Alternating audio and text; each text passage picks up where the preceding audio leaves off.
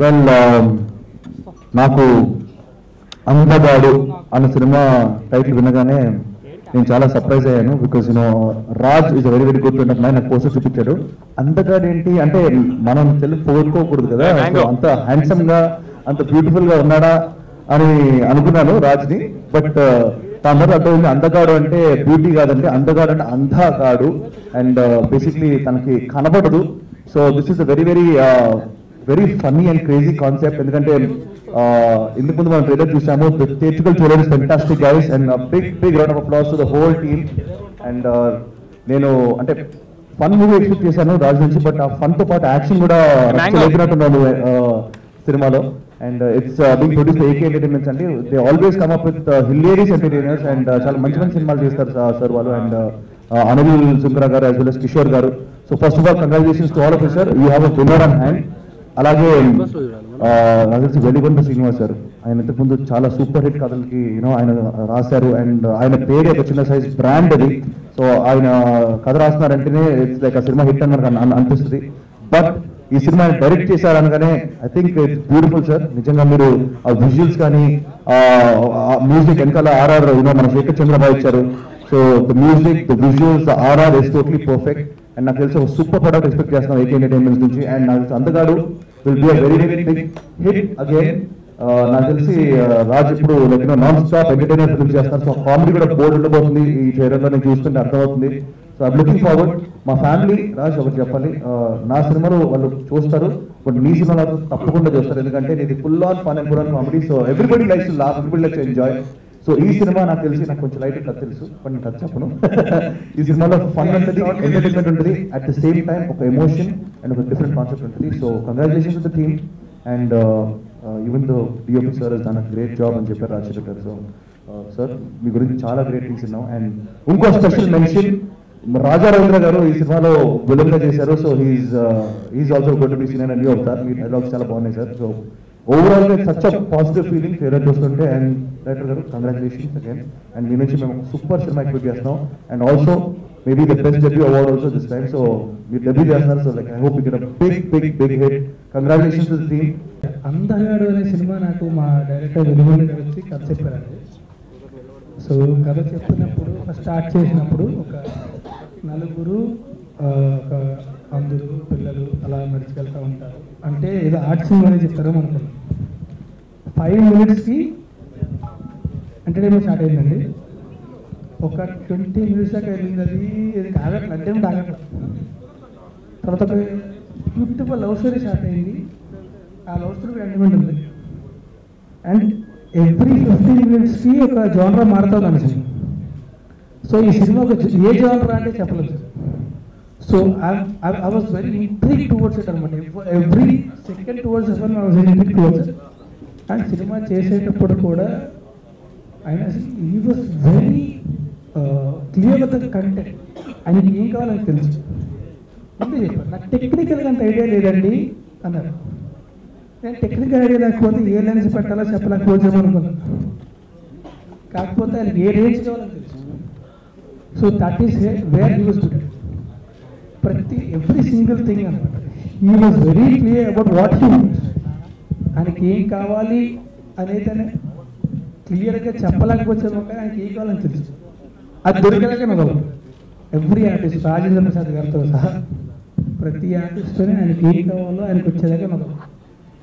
And just because it was so clear, even RP garu కూడా ఈయన reverse ఇచ్చారు చెప్పడానికి. సో అండ్ ఆయన యాక్చువల్ నాకు అన్నారు ఎప్పుడో ఈ విధంగా చూసాను అయ్యా ఈ క్లారిటీ మళ్ళీ ఈ విధంగా చూస్తున్నాను చెప్పి. So I think it's a very great compliment. And I'm very happy to work with you sir always. And తర్వాత మా కెమెరామెన్ రాజశేఖర్ డలన్. యాక్చువల్లీ నాకు రాజశేఖర్ మాట్లాడుతుంటే ఏదో అంటే ఆపకుండా మాట్లాడుతుంటుంది అనమాట. ఎందుకంటే వీడియో మాట్లాడుతుంటే work for song. And then కిట్టున్న సినిమా చేసేద్దరం కలిసి మళ్ళీ అందగాడు సినిమా చేసేద్దరం కలిసి అంటే నాపరా మాట మన గురించి అంటుంది. But I enjoy working with him for every single second అండి. Because he is too passionate about what he does and the work he does is phenomenal. అంటే is another range of camera. ఏదో నా కోసం ఏదో కొంచెం compromise అయిన cinema చేస్తున్నా కనిపిస్తుంది, అది చేస్తాను. So thanks a lot darling for working with me again and again, and I hope we work together for another 30 films at least. I hope you do. And ఇక్కడ ముఖ్యంగా మెన్షన్ చేసిన రాజేంద్ర గారి గురించి. అంటే మేము సీతముందట హిస్టరీ చేసాము, కిట్టు విద్యార్థి చేసాము, and is marriage what ever it is, like my father to be what ever it is. But ఇప్పుడు మెన్షన్ చేయాల్సింది ఎందుకంటే, ఓకే ఫాదర్ బ్రదర్ అనుకున్నాం సరదాగా, ఎందుకు మెన్షన్ చేయాలి అంటే he was in the industry for the last 28-20 years, what ever it is, he is the main of this film. And the dedication he showed towards this film is something else. అంటే నాకు రేపు పొద్దున్న shooting ఉంది అంటే gym చేయడానికి బద్దగా ఈయన he used to work out every single day. He used to come there.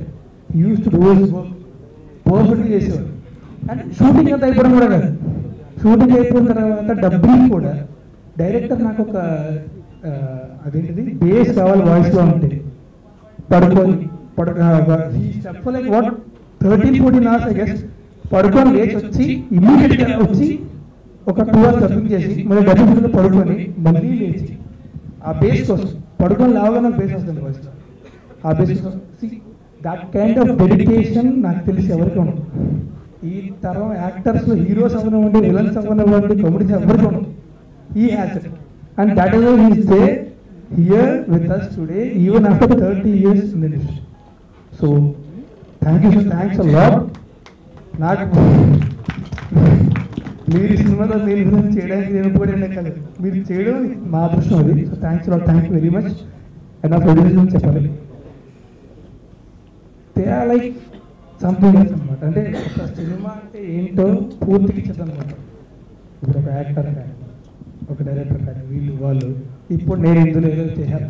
And actually Anil గారు is a creative person himself. But ఈ సినిమాకి బిగినింగ్ దగ్గర నుంచి కూడా ఇప్పటిదాకా ఒక్కరోజు షూటింగ్కి రాలేదు, ఒక్కరోజు ఆయన మాట్లాడలేదు, ఏం అడగల. నాకు సినిమా స్టార్ట్ అయిన ఒక 4th డే నాకు కాల్ చేశారు, రాజ్ స్క్రిప్ట్ విన్న రోజు ఎంత ఎక్సైట్ అయ్యాను, ఈ రోజు ఎంత ఎక్సైట్ అయ్యాను. సో ఐఎమ్ వెరీ కాన్ఫిడెంట్ అని చెప్పారు. And for me personally this is అంటే ఇప్పుడు నేను ఎప్పుడు చేసిన 7th film actually. And release ముందు ఏ సినిమా మీద కూడా నేను కాన్ఫిడెంట్ లేదు.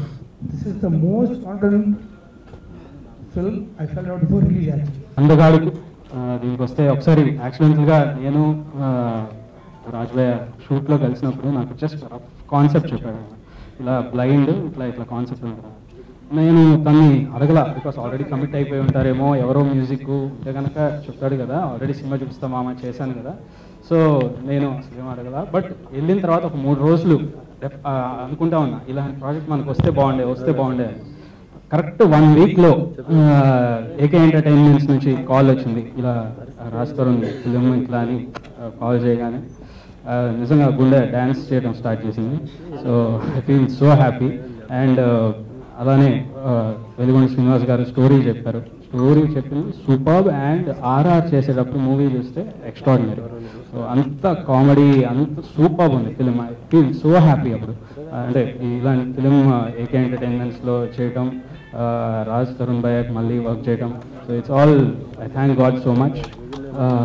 అండ్ డైరెక్టర్ గారి గురించి చెప్పాలి, సాంగ్స్ విషయంలో కానీ ఆర్ఆర్ విషయంలో కానీ ఆయన సూపర్ స్టైల్, ఒకటి అంటే తెలియని ఒక స్టైల్ ఉంది ఆయనలో.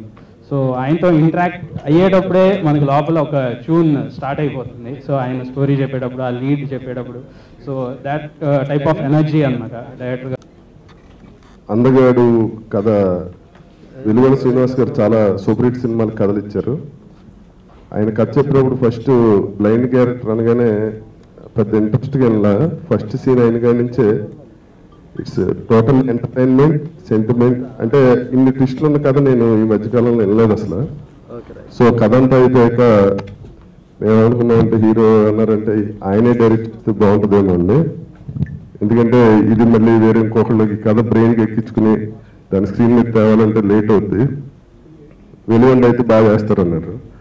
ఆ తర్వాత వెలిగొండ నాకు ఈ సినిమాలో మెయిన్ వేషం ఇచ్చారు.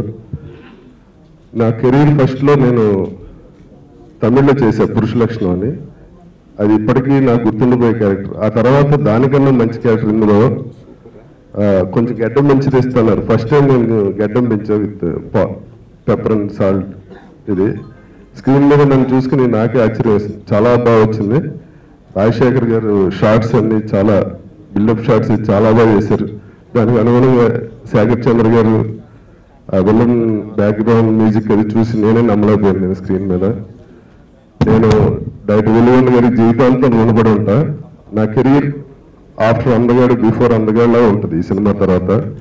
Thank you very much Veligonda, Rajasekhar గారు అండ్ మ్యూజిక్ డైరెక్టర్. ముఖ్యంగా ఈ వేషం వేయటానికి ఒప్పుకున్న హీరో గారికి, వేషాల్సిన డైరెక్టర్ చెప్పుకొని ఒప్పుకున్న ప్రొడ్యూసర్లకి అందరికీ నా హృదయపూర్వక ధన్యవాదాలు తెలుపుకుంటూ, ఈ cinema June 1st week release చేద్దాం అనుకుంటున్నామండి. సెన్సార్ అయిపోగానే డేట్ అనౌన్స్ చేస్తారు. జూన్ 1st వీక్ రిలీజ్ ఉంటుంది. సరదాగా కథ చెప్తానని చెప్పాను. వెంటనే తను ఫోన్ చేసి వెంటనే వినాయక్ గారు నేను అన్నారు. వినాయక్ గారు అదిరిపోయింది అన్నారు. వినాయక్ గారు మళ్ళీ గోపికి పాస్ చేశారు. గోపి తర్వాత రామ్కి చెప్పించారు. అలా ఫస్ట్ అక్కడి నుంచి రామ్ గారి దగ్గరికి వెళ్ళింది, రాజా దగ్గర నుంచి. ఆ తర్వాత గోపి దగ్గరికి వెళ్ళింది. అలా ఓకే అయింది అనమాట పండగ చేసుకో. అలాగే సరదాగా ఎప్పుడు మళ్ళీ కలవలేదు కదా అని చెప్పి ఒక కథ చెప్తాను విను అంటే సరదాగా ఇలా కథ చెప్పడం జరిగింది. విని వెంటనే తను రాజుకి ఫోన్ చేసి నువ్వు ఒక కథ విను అన్నాడు. అంటే సినిమా చేయడానికి అది డేట్స్ ఏదో అన్నాడు. నువ్వు విని ముందు అన్నాడు. వినడం ఈ సినిమా మనం చేస్తాం అన్నాడు రాజు. సరే అన్నాడు. మీరే చేస్తున్నారు అన్నాడు. నేను షాక్. సరే నేను చేయాలని మనసులో ఉన్నా మనం ఇప్పుడు చేయాలని తక్కువ లేదు, మీకు ఇంతకన్నా మంచి ఇంట్రడక్షన్ వేరే దొరుకుతుంది అంటే చేయండి, లేదు ఇదైతే కరెక్ట్ అని. సరే మనకి ఎక్కడో చిన్న భయం, చేద్దాం చేయాలని ఉంటుంది లోపల. సరే ఓకే ఫైనల్గా ఓకే అన్నాను. మళ్ళీ మధ్యలో కూడా వేరే సుకుమార్ వాళ్ళ బ్యాచ్లో ఎవరికో ఇద్దామని మళ్ళీ మధ్యలో కూడా అనుకున్నాం. లేదు లేదని మళ్ళీ నా దగ్గరికి వచ్చింది. సరే ఇంకా చేయాలి. ఇప్పుడు అందరికీ ఉన్నట్టుగానే నాకు చిన్న కన్ఫ్యూజన్ ఉంటుంది. రైటర్గా వచ్చింది కాబట్టి నేను అలా తీస్తాను ఇలా తీస్తాను అంటే అది 100% తప్పు. ఎందుకంటే ఆ లుక్ రైట్ సైడ్ ఉంటుంది, లెఫ్ట్ సైడ్ ఉంటుంది, ఇలాంటి ప్రాబ్లమ్స్ వస్తుంటాయి. ఒక్కోసారి సైజులో షార్ట్ మర్చిపోతాం, ఇలాంటి ఏ ఉంటాయి. టోటల్గా విజువల్ మైండ్లో ఉన్నా కూడా చిన్న చిన్న ప్రాబ్లమ్స్ ఉంటాయి. ఎలాంటి ప్రాబ్లం నేను ఫేస్ చేయకుండా ఈ సినిమా చేశాను.